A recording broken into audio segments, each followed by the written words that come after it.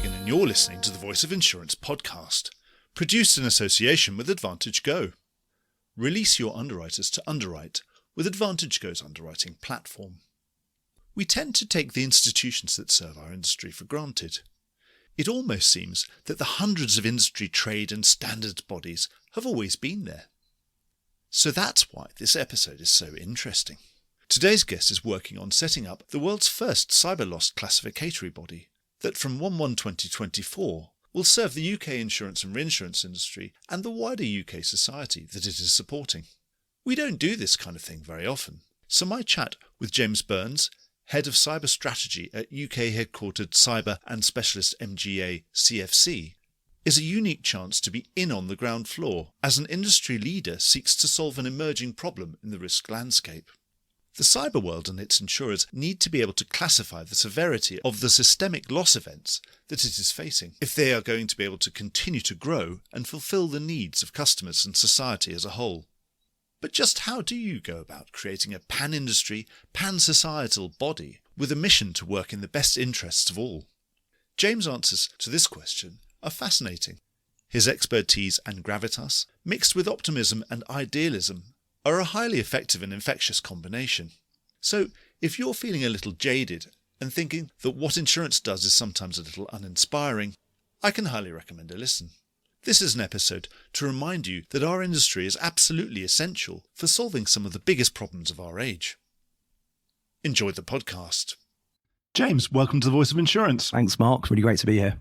This is really interesting because normally we take all the institutions we've got in insurance for granted. I don't know, the Chartered Institute of Insurance, Lloyd's of London, the IUA, the CPCU, NAIC, all those things, we take them for granted that they're institutions, but we're actually going to be talking about being in on the ground floor as we try and create a new institution to help sort out the world of insurance. So why don't you explain what that is? An intriguing way of starting, but I think it is interesting because I've never been in a situation where we were able to design a new world.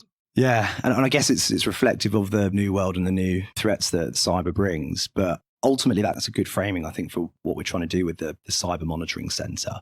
The core mission of this body is to bring transparency and clarity to a world which I think is otherwise quite chaotic and confusing. And incredibly opaque. And obfuscated. The world of major cyber events. Maybe if we just forget about insurance for 1 minute, major cyber events threaten society, the economy more now than at any point in history. And yet we still don't have a commonly agreed upon and understood system for classifying them objectively and consistency.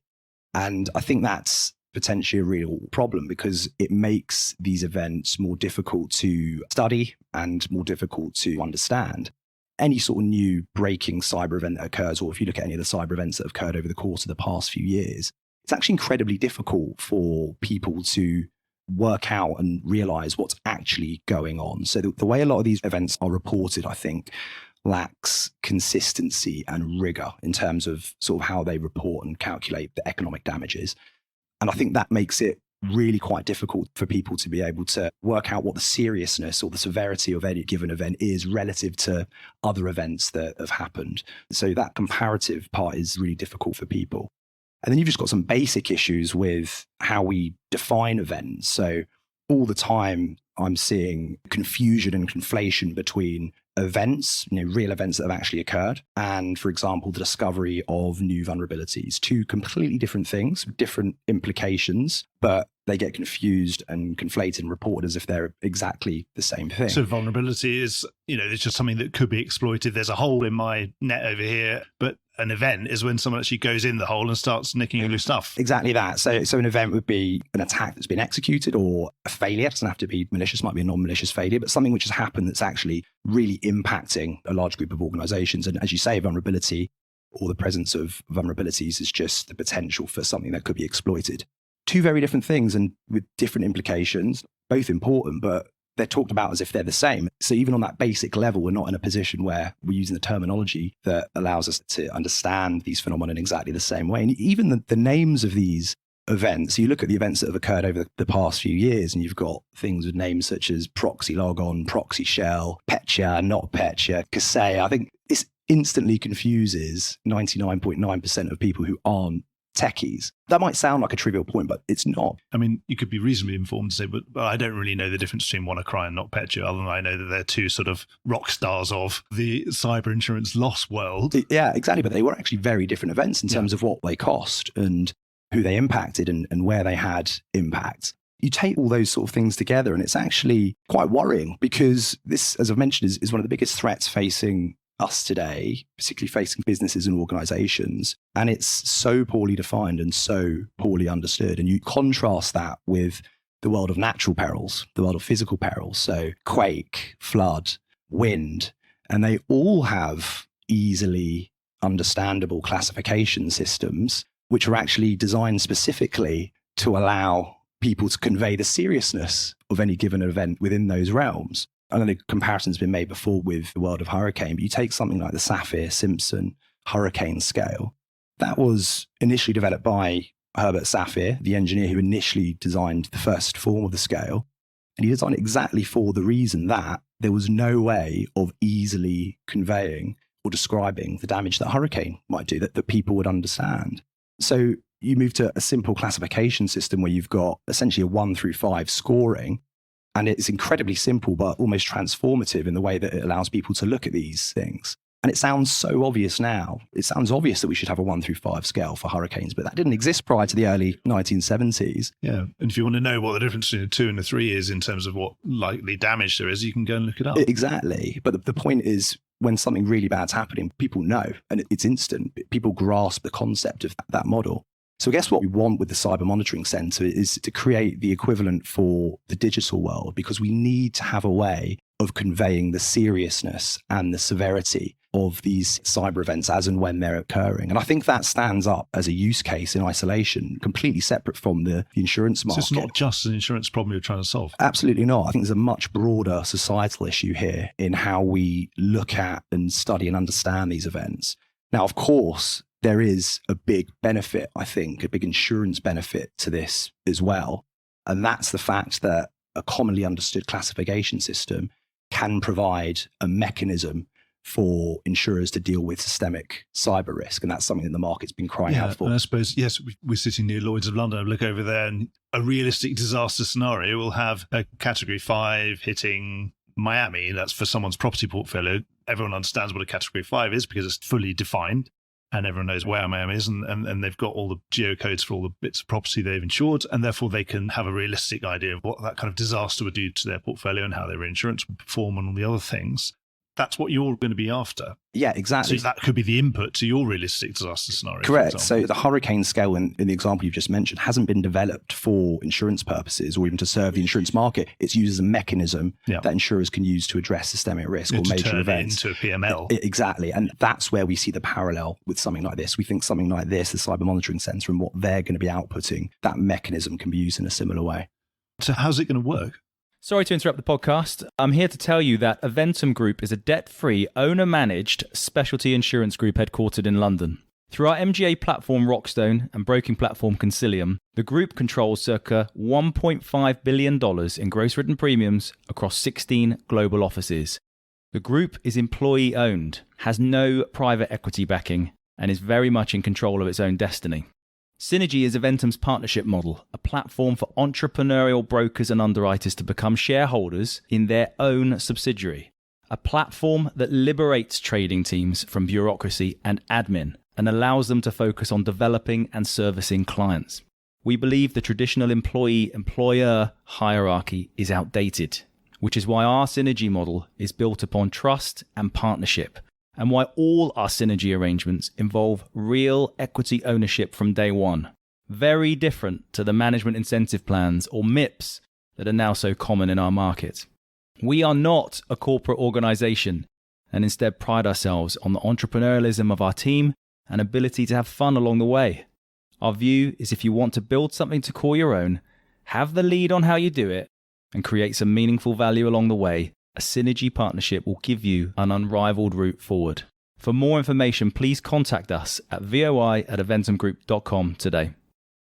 Essentially, the body will be responsible for identifying 2 core metrics in relation to any given or any specific event in the UK. And to start out, this is a UK-based endeavour, looking at events hitting the UK economy. Essentially, they'll be looking to establish two core metrics, and those metrics will be, one, how widespread any event is. So what proportion of UK organisations are being impacted by an event, and secondly, what the economic impact, financial impact of that event is. So how much is this event costing those affected organisations?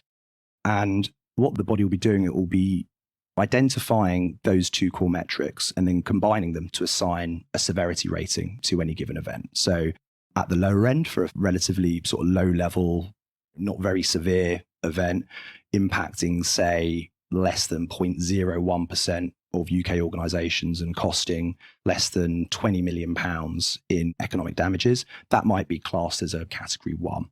At the other end of the scale, you might have a much bigger event impacting, say, more than 5% of organisations in the UK. It's a huge number, costing more than, say, £5 billion in economic damages. And that might be a category 5. That might be a cat 5 cyber event. So that bit's actually relatively simple. The body's job will be to identify those metrics and use them to create that severity rating. I think it's really important that it's simple for exactly the reason we just spoke about. It allows people to use terminology and discuss and understand these events in a way which is easy. The difficulty and the challenge for the body, for the centre, will be in accurately gauging those two metrics. Yeah, because I was going to ask you about, I've got my laptop in front of me right here doing this recording, but my laptop, I mean, it's structurally very similar, I'm sure, to Warren Buffett's laptop, but Warren Buffett's laptop's worth a lot more than mine. So presumably in that methodology, there's going to have to be a certain amount of approximation, because obviously a bank's system is worth more than, I don't know, if I just sell stationery. Yeah, absolutely. So essentially what the body will be doing in terms of how it will get to those metrics, it will need to ingest as much data. Because it won't be the actual real, obviously it can't be the real economic loss, because no one's got time to actually go to all those 5% of every business in the UK and ask them, what is your economic loss? Well, no, but maybe perhaps an element of that. So if you think about the centre as a black box, essentially, where it's got a load of data inputs, which it will be taking and then use to provide the outputs at the other end, it will need to ingest a broad spectrum of data inputs from a very diverse group of organisations and data feeds. So we're talking about inputs from organisations ranging from cybersecurity to government agencies to cloud platform companies to insurers to lots of other different types of organisation. And depending on the type of event, it will be able to utilise different feeds in different ways. So if you have an event which is, say, a global ransomware event, so we've got a situation where there's a threat actor that has somehow managed to compromise large swathes of the business population with a single attack. There's actually feeds that you can draw on. So blockchain platform feeds, for example, which are able to monitor in real time payments that are being made to the threat actor wallet, that allows you to very quickly and in real time and very accurately deduce what that component of the economic cost would be for that event. So that's an example of one feed that would go in. If you take something like an event, say like a cloud outage scenario, again, you can use tools and feeds relating to cloud monitoring platforms who are able to identify downtime scenarios in real time, number of impacted organizations, and that can be used to deduce an economic impact figure based on what it's seeing. But perhaps the core piece, and this is to your point around you won't have time to ask all of those organizations, part of the plan with this is that the centre will be partnering with national and global polling companies. So it will be establishing in the UK for its initial sort of setup, be establishing with national polling companies to establish a subscriber base, a broad subscriber base of UK organisations, which is going to be both statistically significant and also statistically representative of UK PLC. Okay. So it's a bit like the way they compile stats for the, who watched which program on TV last night and which was the one that won the most audience. Exactly, not dissimilar. So companies like, Ipsos, YouGov, organisations like that, Gallup in the US. So it's going to be survey-based and be able to sort of absolutely survey them. Exactly, and these organisations, it's their job to make sure that they're pulling information from subsets which are representative of larger ecosystems. But again, that will be another feed. So any one of these feeds in isolation you can use, but you might potentially question the robustness of. When you've got dozens, if not hundreds, and potentially at some stage thousands of data feeds going in, all from different sources that corroborate each other, augment each other, and allow you to essentially synthesize and distill the bits that look like they're providing the best indicator of what's actually going on. That's going to be the job of the Cyber Monitoring Centre. It's not an easy job to do. It's going to be challenging, but it's definitely possible. And the methodology that they have to work with will be based on their ability to do that as effectively as they can. And from what I've read so far, you'd want to be putting out this number within 30 days of this attack happening. Yes. I suppose I'm thinking more analog terms. When I think about property sort of PCS numbers, you sort of say things that come out every 30 days and probably there's a final number after 180 days, that kind of thing. But it'd be 30 and done, and then, or presumably some of these events go on for a bit longer than that, or some events do have longer tails than others, but it's actually, I think, really important that we do meet the target for that 30-day period for a couple of reasons. I think firstly, in terms of the non-insurance use case that I outlined earlier around sort of the societal benefit of greater understanding of what's happening in relation to any given event, I think there's much more value in that the earlier that the centre is able to ascribe and define exactly what's happening. And then from an insurance perspective, we're not intending that this might be utilised as a reinsurance tool per se. So there are tools out there and initiatives that are being developed that can be used at, I guess, the back end, for one of a better expression. So you see sort of the cyber AccuView perils type solution. So you're not expecting people to want to sort of base an ILW or trigger on this? Not necessarily. I mean, that could be a consequential result of it, but the way that the Monitoring Centre itself is set up, I think lends itself much better to use in front-end insurance policies. And if that's the way that it's working, then again, it needs to be making these declarations in as quickly a time period as possible, because what we're potentially talking about is using declarations made by the body, so a body that's publicly declaring Cat 1, 2, 3, 4, 5 cyber events, and using that for triggers in insurance policies. And that means that they need to happen quickly. So you're right, there will be some events where tail is longer, but the methodology has been designed with that in mind and been designed with the aim of being able to accurately gauge economic impact as quickly as possible, even for events like that. Now, this still needs to go through road testing when the body goes live on 1/1, but absolutely. And we think that target is achievable. And the methodology, is that all going to be published at 1/1 as well, so that people can sort of kick the tires of it and have a look at it? Yeah, so it won't be published at 1/1. So the way that this is working, the body will be operational on 1/1. It will go live, so with technical committee in place and methodology finalised. But actually, that's really just going to be the start of the journey. We're envisaging that first year for the Cyber Monitoring Centre to be an incubation period. So probably the whole of 2024. The body will be needing to road test its processes, its methodology in a live environment. And this is part of the challenge with something like this. And I think part of the challenge actually in terms of solving systemic risk more generally, there's a huge amount you can do in terms of talking and theorizing and postulating, because it's such a complex subject matter. Our thinking has been, okay, we need to do as much of that as is necessary to get something up and running. And we want to have a robust methodology and processes in place. But actually, there's so many things, because it's the complex nature of what they're trying to do, there's so many things that are unforeseeable and won't be foreseeable until no substitute for actually doing it. Exactly. So with that in mind, probably be negligent if we tried to get something up and running that was doing things which actually had serious consequences coming off the back of them straight away. So that first year, the plan is to be an incubation period where it road tests the methodology. How active do you think it might be in terms of back testing? Go back through historical data and sort of start with this methodology and look at the past. How many events are we expecting a year? Obviously, I mean, some years are much worse than others. Yeah, absolutely. So we're anticipating somewhere between 3 and 5 events per year, something like that. And obviously it depends where you draw your parameters. So one route we could have taken with this body was to make it quite binary. So actually, there's either been a major catastrophic event or there hasn't. And you can draw the parameters so that they only make a declaration when something really big has happened.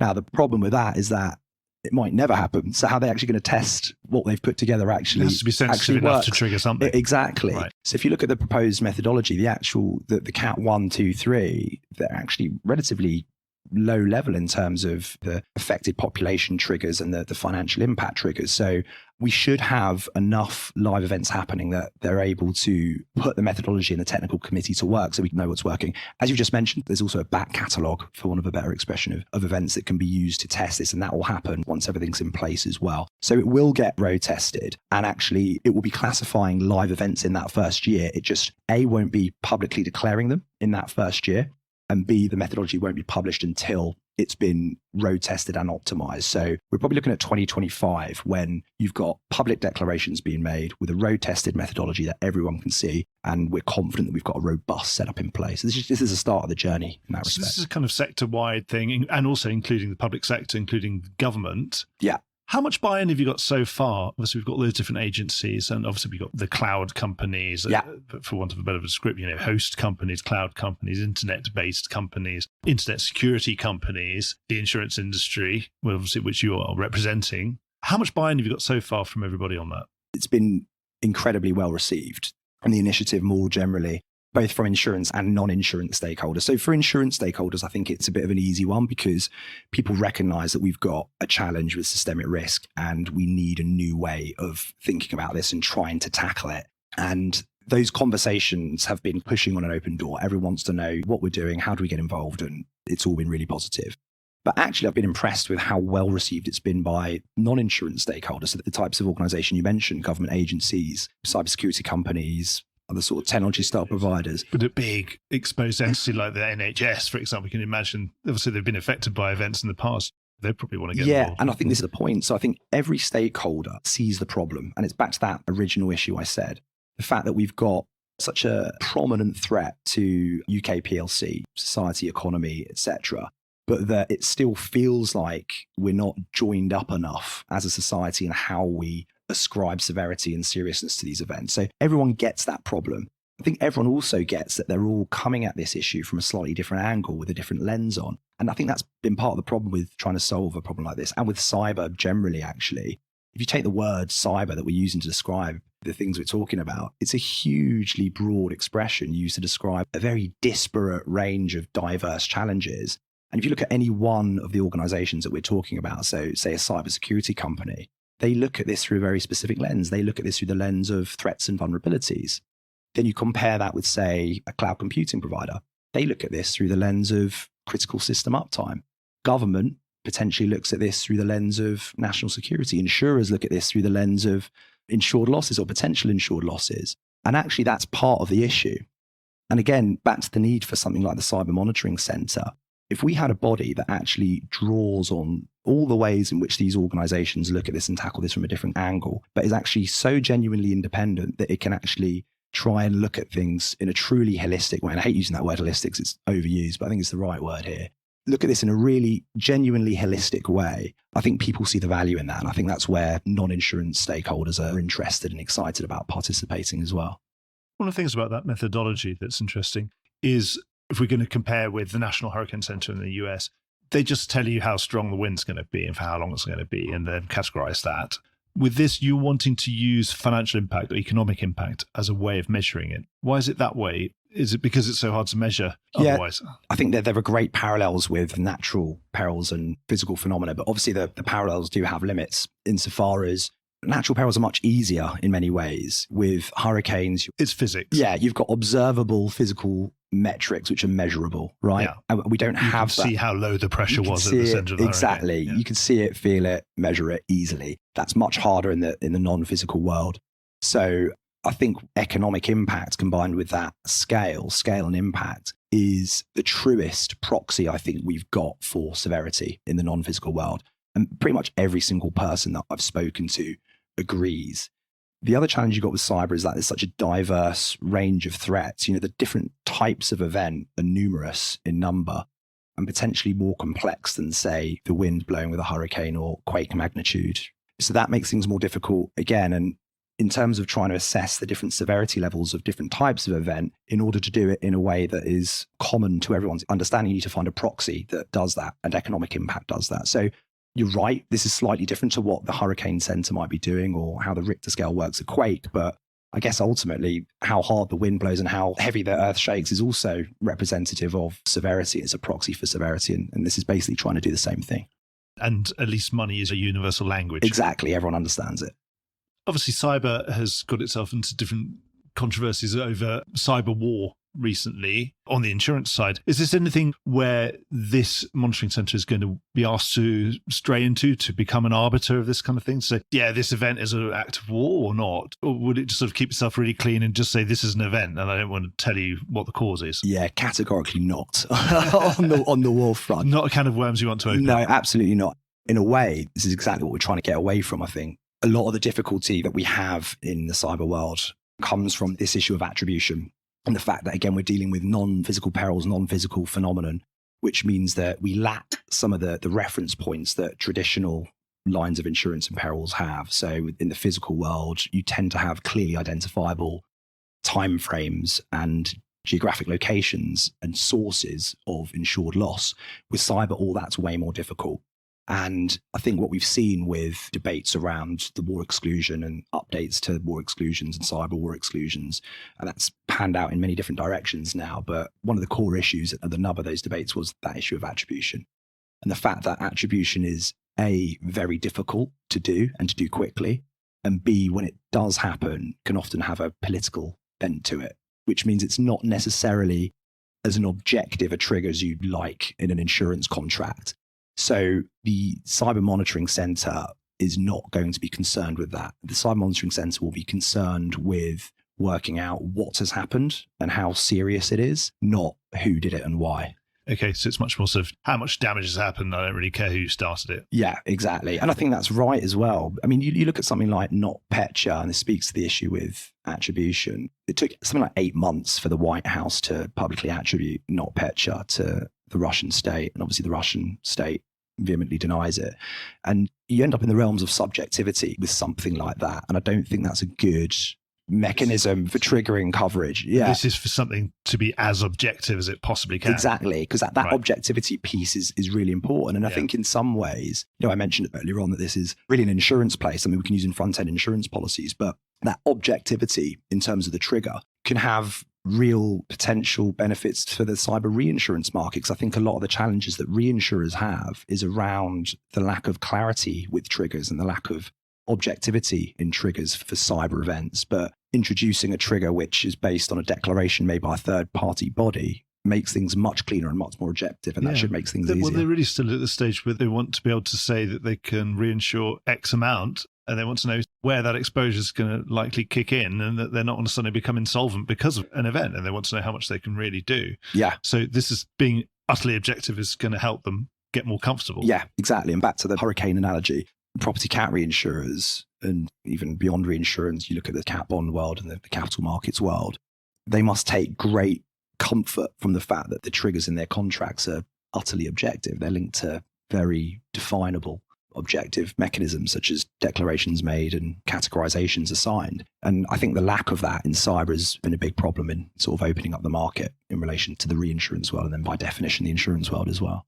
This has been a huge amount of your time and big investment in your time. So was it CFC that is doing this, that's really driving this? This is your baby, really, isn't it? Why are you doing it? I mean, is this for something because you're serving a really broad need, or is there some kind of edge you're going to get out of it? We don't really want it to be seen as our baby, as odd as that sounds, Mark. But you've spent a huge amount of your time last year doing this. Yeah, we have. And the answer to why is it's honestly the best solution that we can see for the problem that we think is at hand. And we spent a huge amount of time before this came to fruition, a huge amount of time thinking about the issue around systemic risk in the cyber market and all of the sub issues that come off it. Things like war exclusions, limited reinsurance capacity, overcomplication of wordings. These all stem from the same sort of problem. It's that ability to address systemic risk.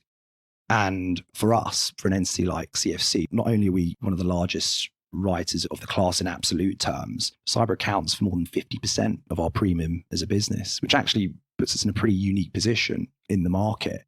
So that means that we have a heavily vested interest in making sure that this market functions as it should do.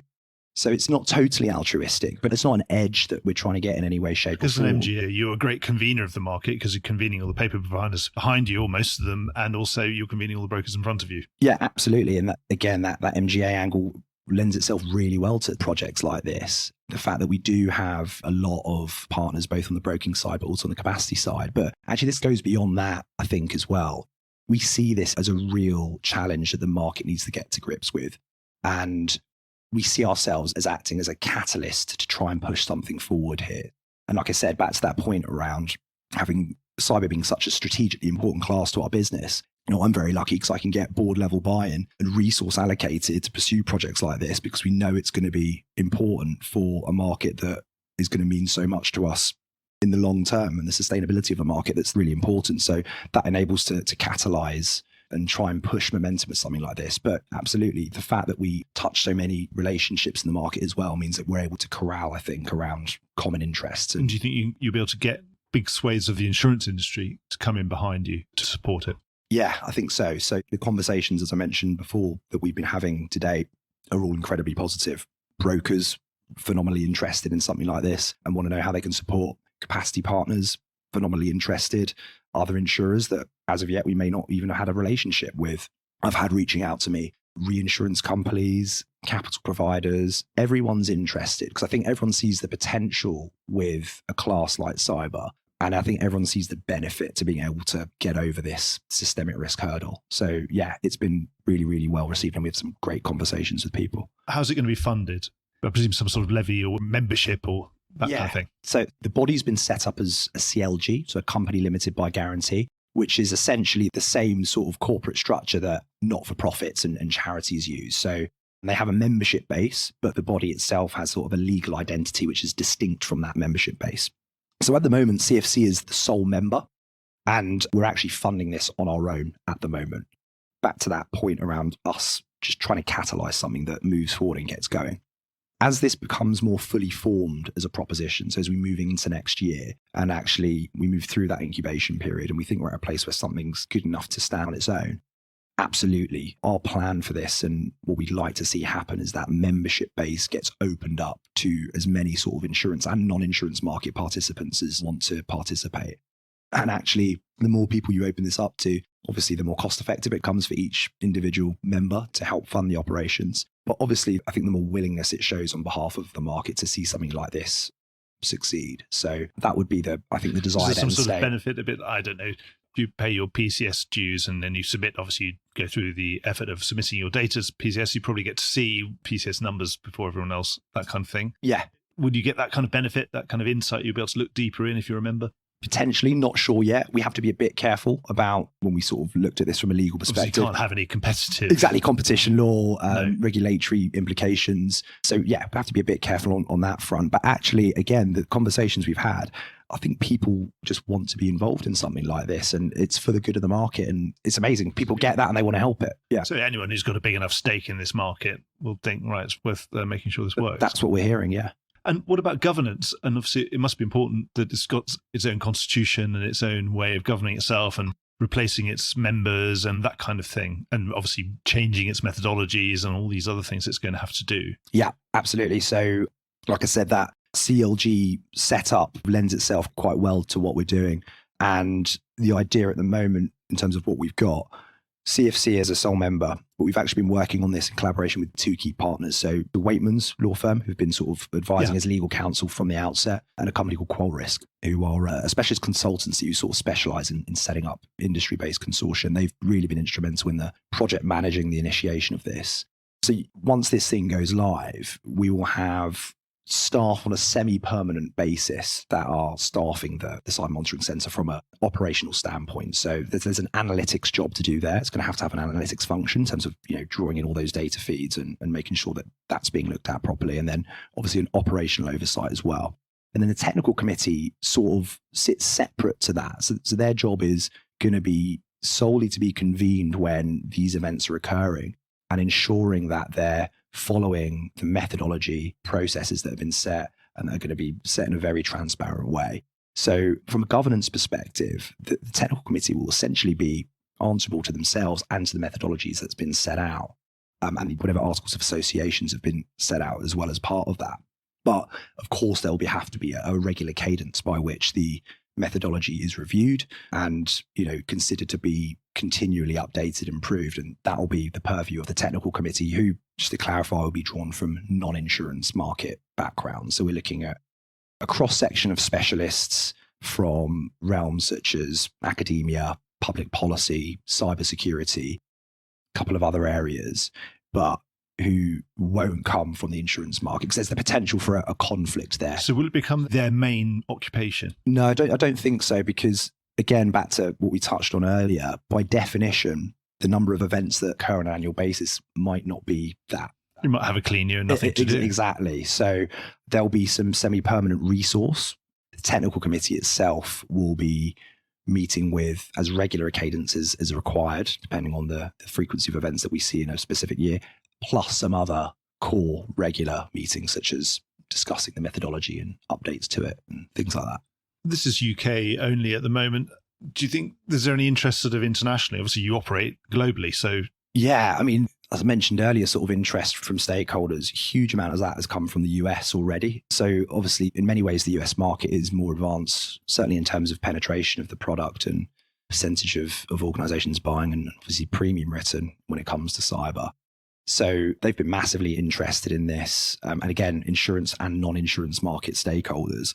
I don't see why what we're creating here couldn't be replicated overseas. And I think that actually would be a really great end goal. If we're able to create a model that works for the UK, and that could then be used to inform how, the US, Canada, Australia, other sort of big territories that see this as a serious issue. It could be something, you could pull something and, it could work in a multinational basis. Yeah, absolutely. And you could see, there's so many different directions this thing could actually take. You could see it being a model which is copied. You could see it operating on an international basis, similar to other types of... It could be the World Bank of cyber. Yes, exactly. So something like that. Now, we try not to get too far ahead of ourselves, because there's important problems to solve in the nearer term to push this thing forward and make sure it succeeds. But yeah, a long-term sort of nirvana vision could be that this is something which really helps solve a big issue for lots of different countries around the world, which would be really, really cool. What about accountability, the ultimate question? How can you, absolutely guarantee its independence, and who would it ultimately be accountable to if it did something stupid? I think, as I mentioned, that the body's got to be accountable to itself, and the technical committee especially has to be accountable to itself and to the methodology and to the processes that sort of codified in the way the body works. But also it doesn't create a big liability problem if someone's saying, I can't go on this committee because I can't get the D&O cover for it, or do I need D&O cover? Is it a bit like a rating agency that gets way more on because it's sort of a media exemption to the thing, so it's only our opinion? Yeah, so now it's probably a combination of those two things. Yeah. So I think there have been insurances purchased already for it. But ultimately, thinking slightly longer term again, we could see a world in which actually, government says, we see this as a really important body that's doing really important things. We want to take a bit more control of this. And we'd be absolutely fine with that, be it government or quasi-governmental organizations, because we've helped kick it into being. And now it's serving the purpose that it needs to serve. And back to that point around not being too bothered that it's seen as a CFC or even insurance market on a life of its own. Exactly.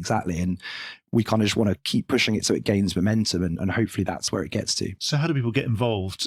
Insurance or otherwise, anyone who's listening to this podcast now, how do they get involved? Yeah, reach out to me. Like I said, I've had a huge amount of outreach, and I've done lots and lots of calls, meetings, Teams calls with people over the course of the past couple of months as sort of news about this has become more widespread. And absolutely happy to continue doing that. So yeah, please feel free to pop me a line if you want to hear more. And we'll put some contacts absolutely at the bottom of in the notes in the podcast. That'd be great. Yeah, absolutely. Excellent. Well, this is really, really interesting. It sounds like this could be something that becomes a public body that, when it declares something, then the newspapers will run stories saying, there has been a Cat 3 cyber event. Yeah, that's really the way we'd like to see it going, And as I said at the start, I think there's a huge use case for this and a huge amount of value in this operating in isolation in terms of exactly things like that, how we report on these events. And also, I suppose the way it could then become a body that then produces research, again, which is consumed. That could be a huge angle. In terms of what they're going to be doing, I don't think there's any other body in the world doing it like they're going to be doing it. So in terms of the data feeds they'll be ingesting, the way they'll be analyzing those feeds, the people that are going to be sitting on the technical committee and the range of experience and expertise they've got, they're going to build up a huge amount of valuable data analytics very, very quickly. And I think in terms of the scientific rigor they'll be applying to this whole subject matter, that could potentially be something completely new, which gives rise to use cases that we haven't even thought of yet. So yeah, that bit's really exciting as well. So we'll watch this space, watch next year, this gestation period next year as things start to kick off. And obviously we in the media will be following this with a huge amount of attention. Yeah. And thanks very much for coming on the show, James. I mean, if this all flies, it'll be Sir James by the next time I speak to you. Not sure about that, but no, thank you, Mark. It's been a real honour. Thanks very much. Thanks. Well, I hope you enjoyed today's episode. If you did, don't forget to subscribe or leave a like or a review or recommendation on whatever podcast platform you used to access this programme. These really help get the word out. Before we go, just a quick reminder that advertising slots are available here and in other places in the Voice of Insurance podcasts. Podcasting is the fastest growing medium and attracts a high quality audience of key decision makers. It's also an intimate medium where you, the listener, are right in the room with me and the interview subjects. Needless to say, that means it's a great way of getting your message out directly to an audience because you know you've got their full attention. It's also very cost effective. So get in touch with Mark at thevoiceofinsurance.com to find out how you could be speaking directly to the industry. The Voice of Insurance is produced in association with Advantage Go. Release your underwriters to underwrite with Advantage Go's underwriting platform. Voice of Insurance is produced by me, Mark Gagan. Music was written by Anna Gagan and produced by Carlos Gagan. Check out more podcasts and written comment pieces at www.thevoiceofinsurance.com.